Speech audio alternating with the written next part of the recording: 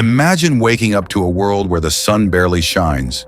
Days are cold, crops won't grow, and survival feels impossible. This was the reality in 536 AD, a year that many call the worst in human history. What caused this darkness? How did people survive? And could it happen again? Let's dive into this chilling story of disaster, resilience, and survival. It all began with the sun. Ancient writers described a mysterious darkness that lasted over a year. Procopius, a historian from the Byzantine Empire, wrote, "The sun gave forth its light without brightness, like the moon during this whole year." Across Europe, Asia, and the Americas, people saw the same thing, a sun dimmed by ash, casting a cold and eerie shadow over the world. Imagine living in a time where day felt like twilight. People were terrified, thinking the gods were angry or the end of the world was near. Today, we know that this darkness was caused by a massive volcanic eruption, likely in Iceland. When the volcano erupted, it spewed ash and sulfur into the atmosphere, creating a veil that blocked the sun's rays. Scientists call this a volcanic winter. The Earth's temperature dropped by several degrees. Even in summer, the air was cold, rivers froze, and crops couldn't grow. To understand how powerful this eruption was, think about Mount Tambora in 1815. It caused the year without a summer, leading to famines and deaths worldwide. But the eruption in 536 AD was even bigger.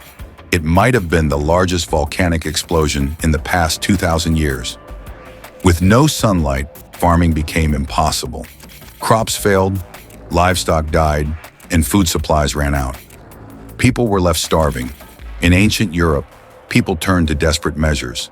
Some ate tree bark, roots, and anything they could find to survive. Entire villages were abandoned as people fled in search of food. In Asia, rice fields dried up, and famine struck. In the Americas, archaeological evidence shows that maize harvests failed, forcing communities to leave their homes. No corner of the world was spared. As if famine wasn't enough, disease soon followed. In 541 AD, just a few years after the volcanic winter, the Justinian plague began spreading. This deadly disease, caused by bacteria carried by rats and fleas, killed millions of people. Historians believe the volcanic winter weakened people's bodies, making them more vulnerable to illness. The plague devastated cities like Constantinople, wiping out nearly half the population. This deadly combination of famine and disease led to the collapse of entire societies. The Byzantine Empire, one of the most powerful at the time, struggled to recover. How did people explain this disaster? Ancient writings give us clues. In Europe, monks and priests believed the darkness was a punishment from God. They recorded stories of people praying, fasting, and trying to please the heavens. In China, historians noted unusual weather patterns and crop failures, describing them as omens of bad fortune. Even in Scandinavia, people connected this darkness to their myths of Ragnarok, a prophecy of the end of the world. These ancient accounts remind us how people have always tried to make sense of the unknown. In modern times, scientists have uncovered physical evidence of this disaster. Ice cores from Greenland and Antarctica show layers of volcanic ash dating back to 536 AD. These layers prove that a massive eruption took place, releasing enough ash to circle the globe. In Scandinavia, archaeologists found abandoned villages buried under ash.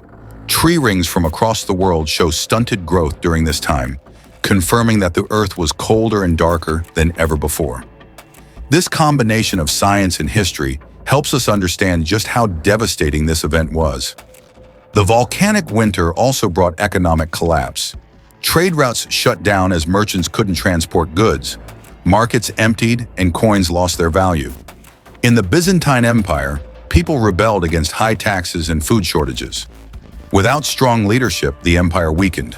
This wasn't just a local problem, it was global.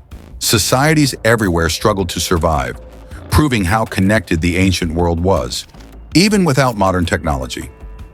But even in the darkest times, people found ways to rebuild.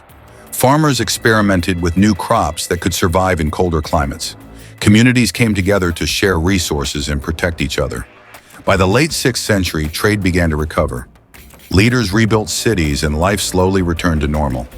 This resilience shows the incredible strength of humanity, even in the face of disaster. Could something like this happen today? Scientists say it's possible. A volcanic eruption of this scale would disrupt modern life. Planes couldn't fly through ash clouds, food supplies could collapse, and global trade might grind to a halt. However, we have tools that ancient people didn't. Satellites can track eruptions, scientists can study climate impacts, and governments can prepare for disasters. Still, the events of 536 AD remind us how fragile our world is. They teach us to prepare for the unexpected and to take care of our planet. The year 536 AD was one of the hardest times in human history. It was a time of darkness, famine, and disease, but also a time of resilience and recovery. This story reminds us of the challenges we've overcome and the ones we might face again. If you found this story fascinating, please like this video, share it with your friends, and subscribe to this channel for more untold stories from history. What do you think would happen if the sun went dark for a year?